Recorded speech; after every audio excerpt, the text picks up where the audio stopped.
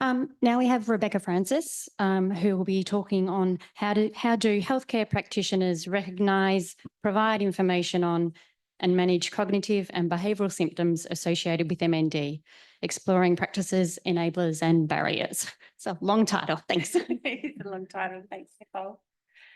Thanks very much to everyone for having me here today. I'm super proud to be presenting some work that contributes to my PhD on my birthday. So, I'd like to firstly acknowledge the Kaurna people, who are the Indigenous owners of the lands where I work and where my research was completed, and also thank my supervisors, Professor Sebastian Dolkin and Stacey Attrell. So this, I need a little thing. Yes, this research is about cognitive and behavioural changes associated with MND.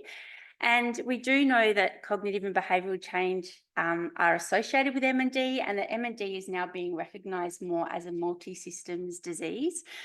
Literature says around 50% of people will experience changes. They can be mild to moderate, up to a full frontotemporal dementia diagnosis, depending on where that MND FTD continuum, where their symptoms might present. And we know that this is important to talk about because cognitive and behavioural changes are associated with poorer outcomes. Specifically, they've been linked to treatment refusal, reduced adherence to treatments, and certainly associated with increased caregiver burden. And we know that these cognitive and behavioural changes impact on executive functioning, social cognition, and also some language problems, less so associated with memory. But we do know that this has impacts for decision making, understanding complex information, and also communication, being able to express ideas, thoughts and feelings, and also having insight into problems. So I'm interested in this as a speech pathologist, and I come at it from a speech pathology range of practice. So speech pathologists work with people with MND to support them with their communication and their swallowing problems. And we do know that a lot of our management strategies that we enact need cognitive engagement. So a person needs to first understand the problem, then they need to understand the strategies that we're giving them, and then obviously take those away and implement them within the home. And dysphagia especially does require those cognitive capabilities to enact those management strategies. So I started off exploring the literature to say, how does these cognitive and behavioural changes interact with how do the cognitive and behavioural changes interact with swallowing problems? And, does that impact on what we do? And so some of the published work that I've done so far for my PhD shows that actually that hasn't been explicitly investigated. We don't actually know what the interaction is between these two things. So I kind of dug a little bit further into the literature and found that the literature that's out there to guide management of cognitive and behavioural change is actually really quite lacking. And it's sort of drawn from evidence outside of an MND specific research, and a lot of it is based on expert commentary. So I then set about to answer a research question in the form of another survey. So how do healthcare professionals recognise, provide information on and manage cognitive and behavioural changes? And what are some of the enablers and barriers to this? So I really wanted to understand the current approaches that we had clinically to cognitive and behavioural changes in MND, and as well as I wanted to explore some of the attitudes and comfort levels and feelings associated with this. So they were the aims of the research. So I took a survey approach, as mentioned, using established guidelines, and the survey was open to any healthcare professional that has experience either currently or previously working with families with MND.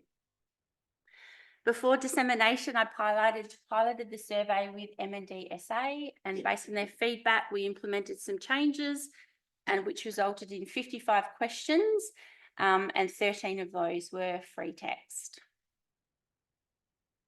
About 8 months, we did recruitment. Our aim was to get between 30 and 50 clinicians. We disseminated this nationally and internationally through social media, M&D organisations, and I also created a direct email distribution list. Because we had the free text answers, we did descriptive analysis of the quantitative data, but then also a qualitative thematic analysis using the TDF framework, the theoretical domains framework. I'm not going to go too much into the analysis of that. I'm just going to present the key findings today. So as far as respondents, we ended up with 55, which was great. And you'll see that they were from a varied locations, being that I'm from South Australia, there were quite a few coming from SA. Most of them were from an allied health discipline, and the setting was quite varied, although there was a lot from community, and quite extensive years of experience and families that they had supported. So the first question we asked was, have you observed cognitive and behavioural changes in M&D? And 96% of people had said that yes, clinically they'd observed these changes. And they described the changes as being executive function deficits, language deficits. Interestingly, memory was there, which is not necessarily associated. And then some of the psychological characteristics of anxiety and depression were also described. As well as the social cognition being described there too. So I guess it's perhaps not just surprising that this many people had observed, given that the study was asking for cognitive and behavioural change, but potentially that drew people to the study, and that's why they were willing to participate. We asked people who should discuss cognitive and behavioural changes with families, and this was quite a varied answer. So the two disciplines that stand out there are neurologists and the neuropsychs or psychologists. I guess we could take the results of this one in two ways, in that cognitive and behavioural changes could be seen as it's everyone's role to discuss, but it also could be seen in another way, that perhaps no one quite knows who's responsible or isn't sure who's responsible to talk about this. So half of the respondents interviewed surveyed said that they discussed cognitive and behavioural changes with families half of the time. So there is some variability, that this isn't something that's always happening. When asked how often are you asked about cognitive and behavioural change by families, this was also varied, in that most families were never really asked.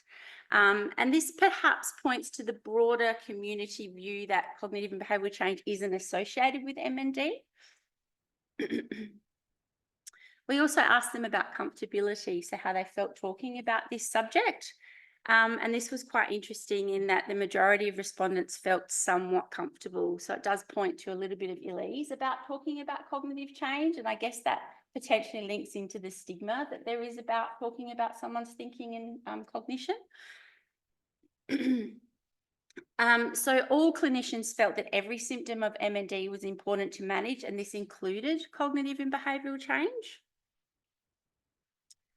However, when asked if people with MND felt that cognitive and behavioural changes were important to manage, clinicians were varied in this, and some actually viewed that this wasn't a symptom, and others felt that they thought that people didn't think that it was important or not that important to manage. So they sort of mentioned that the most important symptoms that people with MND felt to manage were pain, respiratory difficulties, mobilities, which again is also very important. We looked at screening practices, and so we found that almost half of people that responded to the survey never screened for cognitive and behavioural change, and screening was never conducted as part of an initial consultation with people. And rather, respondents reported that they relied on the carers or families to report changes. And they mentioned that some of the negatives to screening were that it seems to create an additional burden. So they were concerned about adding to the emotional burden of people by talking about this or for screening this. And some of them weren't really sure on what the benefits were to screening. However, some of the positives to screening that were described were that it gave you a baseline measure, and that it also supported or facilitated the conversation. So it was a way to bring up the topic by conducting those screens. Clinicians that responded felt that screening was moderately important, so also quite varied, and as I mentioned, those seem to be unsure of the benefits of screening. This next slide I feel is pretty impactful.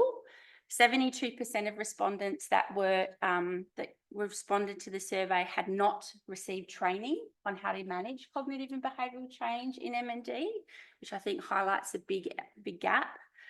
When asked where they go to get information about MND, they reported all of the MND associations, as well as the NICE guidelines and Health Talk, which is out of the UK. It's a lived experience research platform run by a charity.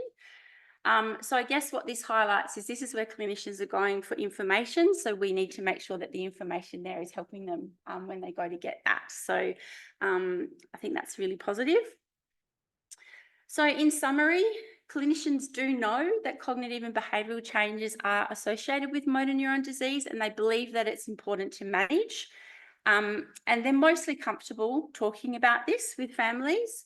However, they pointed to limited resources, limited funding time, and also limited access to neurology services were some of the barriers.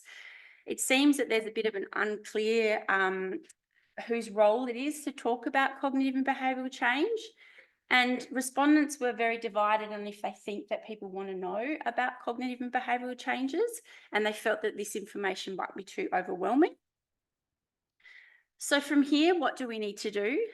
Well, in my opinion, we need to understand people's preferences of care for cognitive and behavioural change, doing this in a co-designed way. So involving people in research and involving people with lived experience to develop these clinical frameworks and these resources that then we can use to support clinicians to enact the care that's then informed by people's preferences. So as I mentioned, this is part of my PhD program, 2 published studies. This is the survey that I'm presenting today. The work that is to come, or that I'm writing up at the moment, is I've then gone on and done some further interviews with people, with clinicians, to kind of explore this survey results a bit more. And I've also spoken with people with MND and their carers throughout Australia and in other parts of the world. And what I'm finding, just as an overview of my PhD, is that, and as what's been mentioned a lot over the course of the last few days, is everyone with MND is different.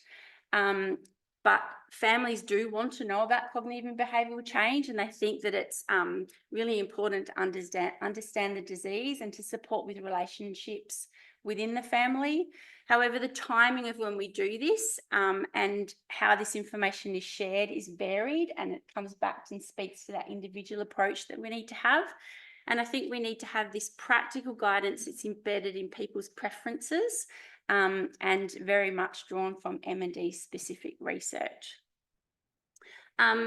Just to finish, so this is the published studies from my PhD, but something else that I've published this year that speaks to the MND multi-system disease is that I did a systematic review as part of my honours work as an honours supervisor with a student, and we looked at sensation in motor neuron disease, and there is emerging evidence that there are sensory changes, and anecdotally I'm hearing this from people with MND that they do have changes to taste sensation and food preferences and whatnot.